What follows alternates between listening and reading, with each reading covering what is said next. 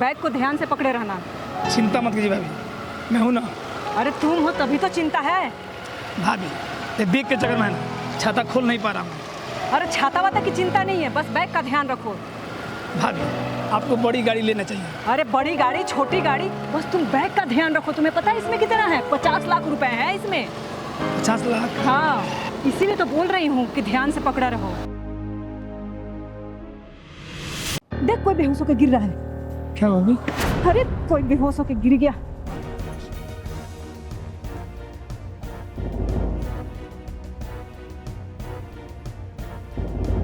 Uncle जी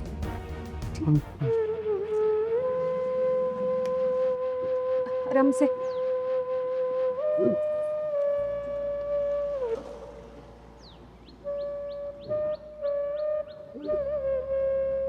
आराम से आराम से।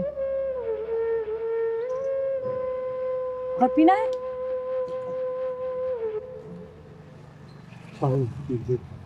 रोटी खिला दो बेटा, कई दिन से भूखा। अंकल जी रोटी तो नहीं है मेरे पास, पनौती पैसे देना। बेटा देना है तो खाना दे दो, पैसे नहीं चाहिए मुझे। पैसे क्या करूँगा मैं? अंकल जी उसी पैसे से किसी अच्छे होटल में जाके खाना खा लीजिएगा। बेटा मैं यहाँ से जा ही तो नहीं सकता। लेकिन क्यों? क्योंकि मेरा यहाँ बेटा बिठा के गया है, वो यहाँ नहीं पाएगा तो मुझे परेशान होगा। लेकिन आपका बेटा कितना दिन से यहाँ छोड़ के गया है? मेरा 4-5 दिन से यहीं बैठा हूँ उसके इंतजार में। अंकल जी जो लोग छोड़ के जाते हैं ना, वो पीछे मुड़ के नहीं देखते। लीजिए भाभी। ये पकड़िए पैसा। अरे पकड़िए, खा लीजिए। मुझे रोटी चाहिए। अरे ले लीजिए, खाना खा लीजिएगा, इसी पैसे से रोटी खरीद के खा लीजिएगा। लीजिए।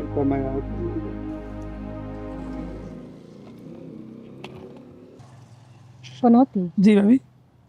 आज पहली बार रोटी की कीमत समझ में आई है।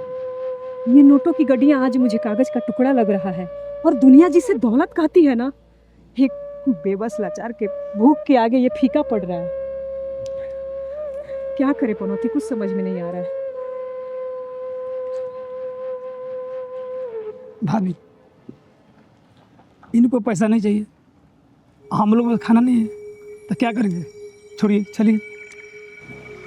अरे नहीं रे पनौती, परिस्थितियों से मुंह मोड़ना तो ये वसूली भाभी ने कभी सीखी ही नहीं है। पैसे बांटने वाले हाथ ना आज रोटी के भी मदद करेंगे। तू एक काम कर, गाड़ी की चाबी ले और जाके होटल से खाना लेकर के आ। भाभी आपका फोन किसका है ये? देखिए ना किसका है। सेठ भाई का है। हाँ सेठ भाई। अरे भाभी जी कहाँ रह गई आप? आपको पता था ना कि आज मेरे होटल का उद्घाटन है और आप अभी तक आए नहीं हैं। सब लोग आपका इंतजार कर रहे हैं। अरे सेठ भाई मैं आप ही के पास आ रही थी, लेकिन रास्ते में ना एक घटना हो गई है, और ये घटना मैं आपसे मिल करके बताऊंगी। ऐसा है कि आपका होटल भी खुला है और आज आपका शुभ मुहूर्त भी है, तो एक मेरी मदद करनी पड़ेगी आपको। हाँ बताइए, कैसी मदद?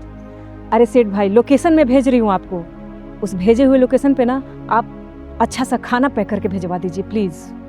अरे भिजवाना क्या है वसूली जी, मैं खुद लेकर आता हूँ अगर ऐसी बात है तो। ठीक है, मैं लोकेशन भेज रही हूँ, आप लेकर के आइए, जल्दी लेकर के आइए। बस अभी आया। लोकेशन भेज दूँ जल्दी? भेज दी। चाचा जी अब चिंता मत कीजिए, आप खाना आ रहा है। देखिए आ गया आपका खाना।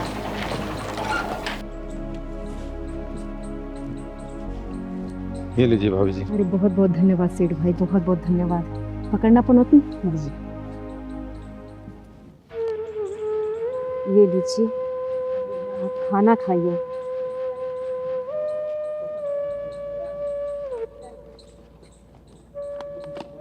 काफी दिन से भूखे लग रहे हैं आप। लीजिए।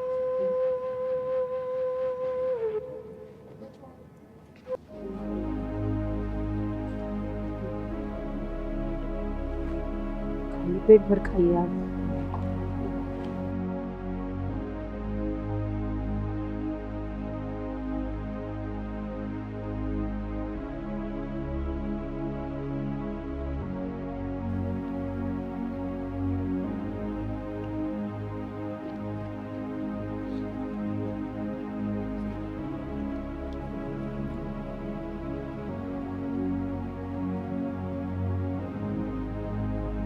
सेठ भाई, आज इस भूखे इंसान ने ना पहली बार रोटी की कीमत समझा दी मुझे।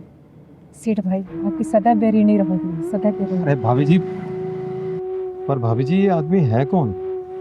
ये एक बाप है जिसका धोखेबाज बेटा ना इनको 4-5 दिन से छोड़ के चला गया। अरे ये रास्ता तो बहुत खराब है, यहाँ तो चोरी चक्के बदमाश आते हैं, कोई भी इनको नुकसान पहुंचा सकता है। अरे सेठ भाई, मैं मदद करूंगी, मैं हर रोज आऊंगी इनको खाना खिलाने और देखने कि ये ठीक है कि नहीं है। अरे वसूली भाभी, हर असंभव को संभव नहीं किया जा सकता, कोई स्थायी उपाय सोचना पड़ेगा। अरे क्या करूं सेठ भाई, ये साथ जाने को राजी ही नहीं है, इनको तो बस अपने बेटे का इंतजार है। भाभी जी, ऐसे बेसहारों को तो कोई आश्रम वाले भी नहीं लेते हैं। लेकिन वृद्धाश्रम है सेठ भाई। सुनिए, पूरा खर्चा मैं दूंगी, इनको बस आश्रम छोड़ के चले आइए।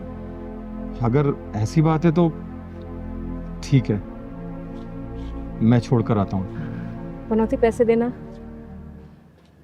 अरे भाभी जी, जी भाभी।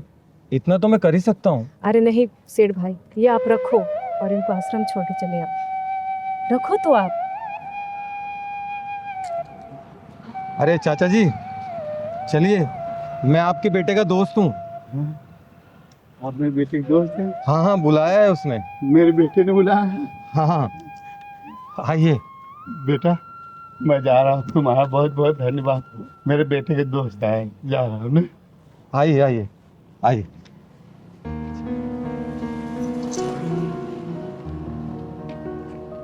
बैठिए।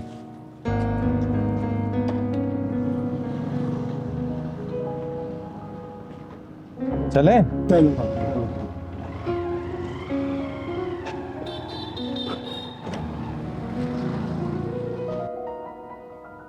पनौती, जी भाभी। पिता के संघर्षों को उसका औलाद ही भूल जाए ना, तो उस औलाद को भगवान कभी माफ न करे, कभी नहीं। बात तो सही है भाभी। चल पनौती। चलिए भाभी।